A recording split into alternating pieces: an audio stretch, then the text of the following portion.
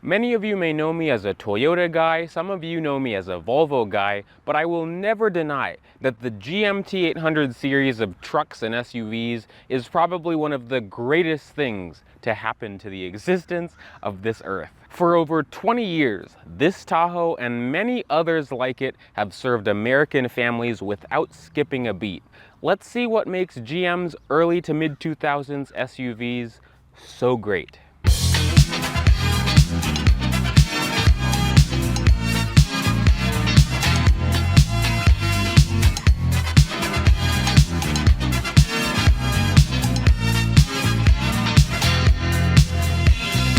In the 90s and 2000s, GM was all about badge engineering, as a lot of other companies were. They used this method for the GMT800 series. They made 3 SUVs out of one platform: the Tahoe, the GMC Yukon, and the Cadillac Escalade. 3 different SUVs to compete in 3 different markets.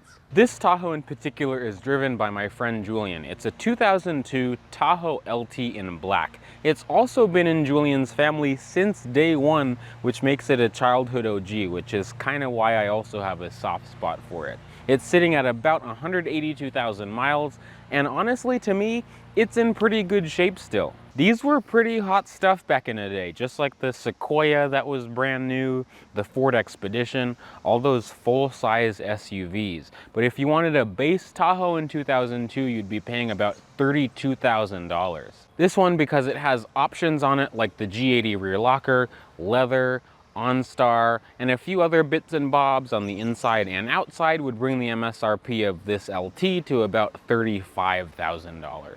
In terms of trim, Chevy offered the Tahoe in 4 different configurations: the base, LS, LT, and the Z71, which was a more off-road ready and adventurous package. Since GM offered so many different gas and diesel engines for the GMT800 lineup, not including just pickup trucks, even in the SUVs, we're going to be focusing on the Tahoe. And in these Tahoes, you could either get a 4.8 liter V8, which was the base engine, or the Vortec 5300, which is in these and most of these Tahoes and Suburbans that you'll find. It's a 5.3 liter naturally aspirated V8. In this application, it makes 285 horsepower and 325 pound-feet of torque. Pretty healthy numbers even for back then, but remember, this thing is over 5,000 pounds, so it gets it to 60 miles an hour in about 8.5 seconds. This engine is paired to a 4-speed automatic transmission, which is also known as the infamous 4L80. They're just known to go bad if you don't keep up with their maintenance, but again, this one, knock on plastic, has 182K and it's still pretty solid. These use a part-time 4-wheel drive transfer case with the option of 2-wheel drive, 4-high, and 4-low. But I like that GM also added an auto 4-wheel drive setting, which sends most of the power to the rear wheels, but can send power up to the front wheels if it detects some sort of slip.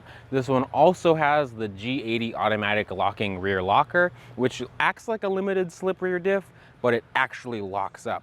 Over the years, Chevy offered the Tahoe and the Suburban with several different wheel options, and it depended on trim level. This one has these 16-inch alloy wheels, which came standard on the Tahoe LT, and they're the definitive GMT800 wheel in my opinion. I'm in a lot of Facebook groups with these trucks, and there's a lot of arguments in the comments on which GMT800 wheel is the best wheel. I say this one. You might think that this thing is really big. That's what he said. And of course, it is a big SUV, but these aren't any much longer than Honda Odysseys or Toyota Siennas, because this Tahoe sits at 198 inches long. The Suburban is actually 22 inches longer, and all of that extra space comes behind the second row and in the trunk, making the Suburban 219 inches long. Now, one quick thing to note: if you have a Tahoe Z71 or a Suburban Z71, your roof rack will be different. And I've found this pretty interesting since I've learned it. There's a roller at the back of the roof rack to help you put big things on it, like a kayak. It'll help you roll it on. This one isn't a Z71, so it doesn't have that, but all of them will have this wonderful flip up rear glass. Of course, it's not like the 4Runners or Sequoias that have the roll down window, but this is still really useful for dogs, Home Depot runs, whatever. To add to that tailgate customization, Chevy offered 2 different types of tailgates for your Tahoe. You could either get this, which was the normal swing up tailgate, which is what I'd get, but you can find them with a barn door. So it opens like this and like this. Inside the trunk of these, space, even this not being a Suburban, space is plentiful. Behind the third row, there's 16 cubic feet of volume if both seats were in. Unfortunately, the third row doesn't fold, but it does come out. But you have to, if you can see, if you can see, I'll get up in here. You pull this first, which folds the bottom out, and then you pull this out, and then this can fold up to give you a little bit more space, but the proper way to take it out is with this third latch, and it comes out. They're kind of heavy, but it's okay. Thankfully, the second row folds, and in typical SUV fashion, the bottom folds up and then the seat back folds flat. So you get up to 105 cubic feet of volume. But even in Tahoe form, it's an extremely usable amount of space. I appreciate that Chevy puts a lock and unlock button in the trunk, so you don't have to walk around or fish for your key fob. You can just lock the thing, close the trunk, and walk away. Something very important that you need to know so you don't lock your keys in your car, just like how I did in the shot that you just saw. Thankfully, you know, clearly it's unlocked now, but I showed you that it has this button in the trunk over here. And it said the bottom half of it says lock, and that's what locks it. If you push the top part, that unlocks it. So I got it mixed up, I guess, but make sure that when you use this, your key's either in your pocket or somewhere else that's not inside the Tahoe. Towing capacity is also stellar, with these towing between 7,700 pounds and 8,100 pounds. This one in particular is rated to tow just about 8,000 pounds. And because this has a tow haul mode, it uses a body-on-frame construction, a V8, a solid rear axle, and a proper hitch. This can tow really well. This is something that I would consider as a tow rig. I'm gonna try to go under you, but to get into the third row, the easiest way, and the only way it seems, is by folding this seat down. And so now you can see how it folds down. The bottom, with this little handle here, flips up easily, and then the back unlatches, and then the headrest you can watch. Very clever. They didn't make this easy to get into. Usually when we get into the back of this, when me and all my friends hop in this, we get in through the trunk. But I'm 5'9", and this is a body on frame SUV, which is 3 rows. Legroom is good, but because it's body on frame and I'm pretty much sitting right on the rear axle, you can see how high my knees are. The seat itself is very comfortable, and Chevy says you can fit 8 people in this. Chevy says you can fit 8 people in the back of this, but I'm pretty sure it's gotta be 5 adults and like 3 kids, because only 2 of me could fit back here. But 2 of me, or 2 adults, could fit back here pretty comfortably. Even though my knees are up high, I'm still actually comfortable. I could sit back here for a few hours, honestly. This is more spacious than stuff like the Lexus GX 470 or the Acura MDX. There's not too many creature comforts back here, but there's a cup holder on each side, albeit a small one, and there's a storage compartment on the left side that the passengers in the back can use. Thankfully, getting into the second row is a lot easier than getting into the third row. There's a grab handle up here, running boards. I mean, this thing is pretty tall, and you know, this one has bigger tires on it, but men don't need running boards, but children do. But getting in is pretty easy, of course, with this handle, which also has a coat hanger on it. And as I close the door, it has a nice solid thunk. It's interesting, that squeak has gone on since this thing was new. This one, since it was brand new, it's done that, and it's gone to the dealership for that before. That's an interesting tidbit. But again, I'm 5'9". I have great headroom because this thing is a box. Also, third row headroom is great as well. But the driver's seat is in my position and I have like 3 inches of legroom, 4 inches of legroom. Very nice.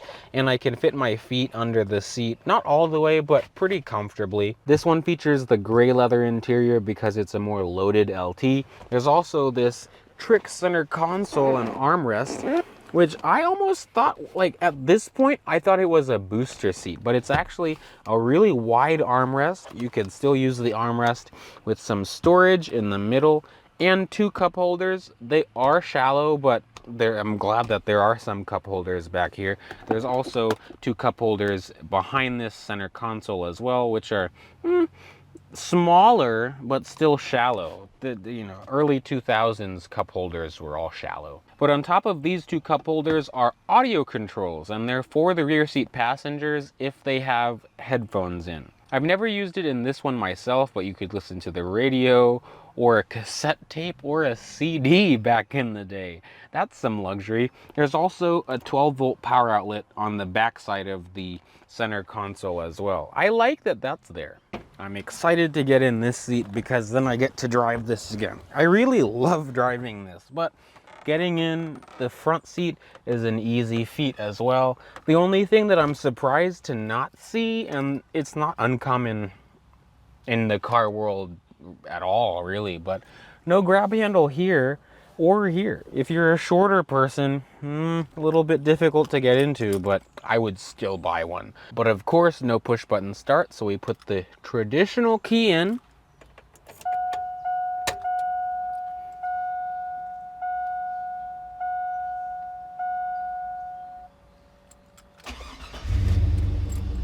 That Flowmaster.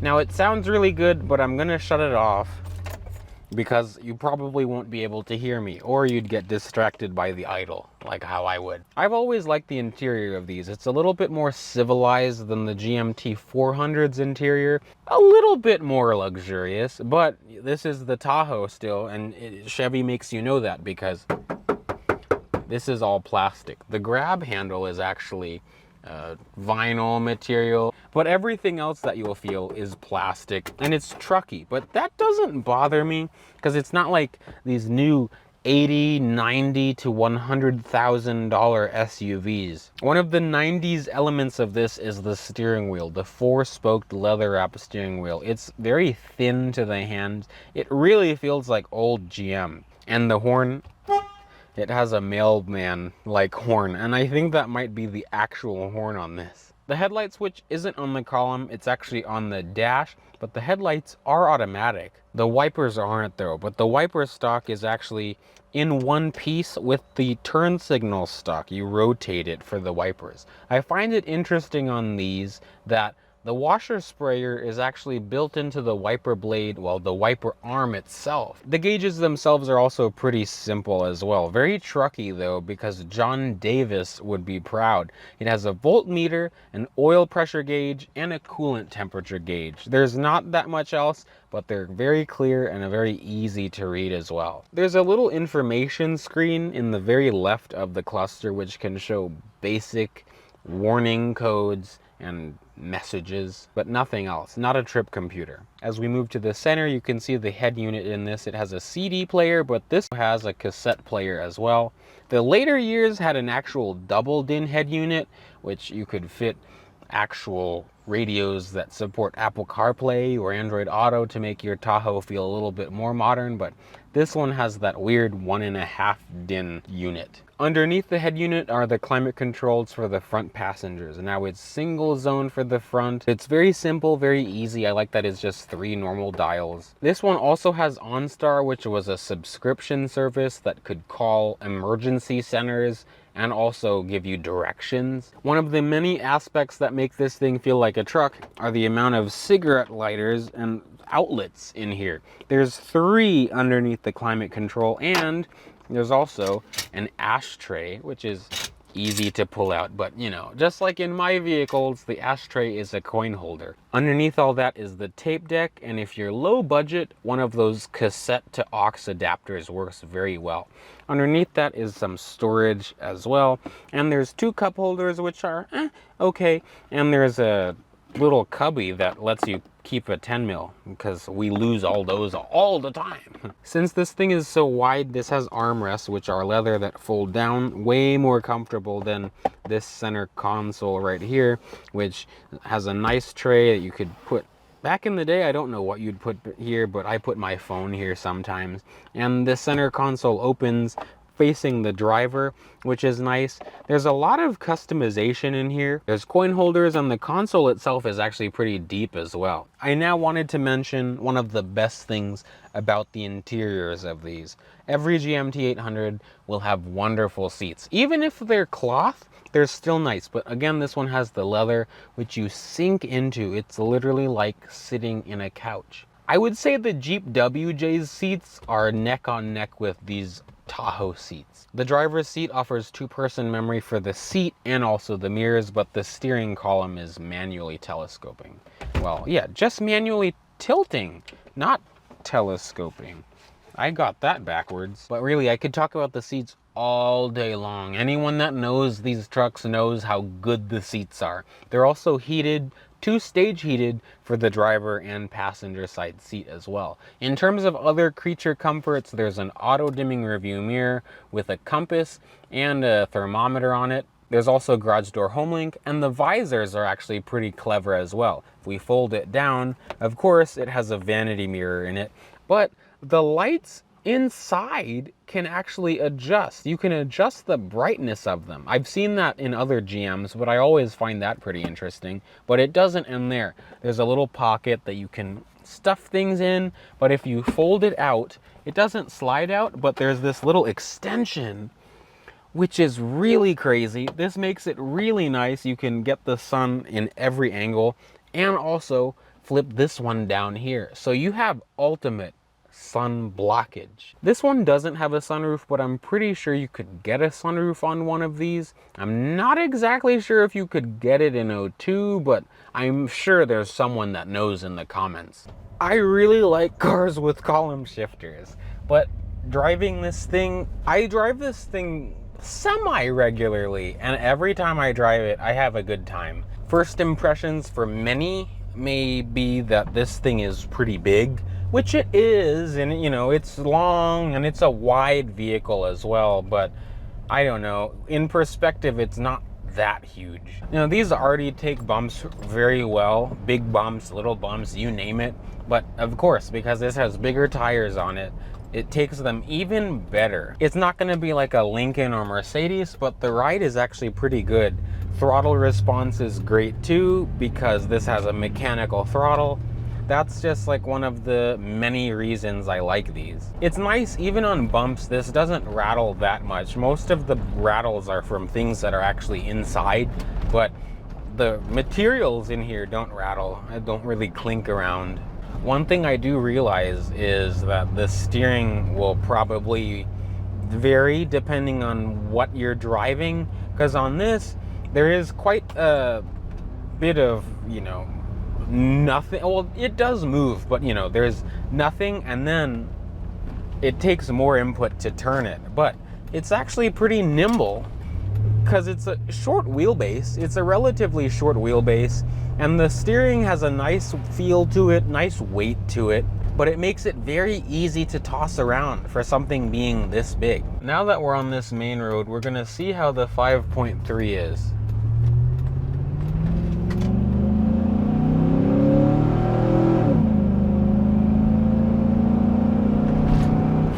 Like, it's not fast, but it has good torque, and the intake sounds nice. Of course, not all of them have that. At highway speeds, this is actually very smooth for being a more rugged truck-based SUV, especially for being one from 2002. The steering, again, it has some numbness to it, but there is a decent amount of feel. You know, I know you have big tires, so you don't feel that much, and it's not sporty at all, but it's a nice, confident, sure-footed feeling. Kicking down the 4-speed, it really is like launching a big, heavy, I don't know, piece of artillery. It really feels like that when you put your foot down. The brakes are good though. I believe it's discs all around. Some of these had rear drums, I know that because there's some idiots around here that like painting their drums. I would say this one is in the, I don't know, upper end of quality for these average, you know, not bring a trailer type vehicles, because this is in good shape. But a lot of the ones I see, it's a real shame. A lot of the ones I see are really beat to the ground. It's crazy. We'll see how the turning radius is. Actually not that bad.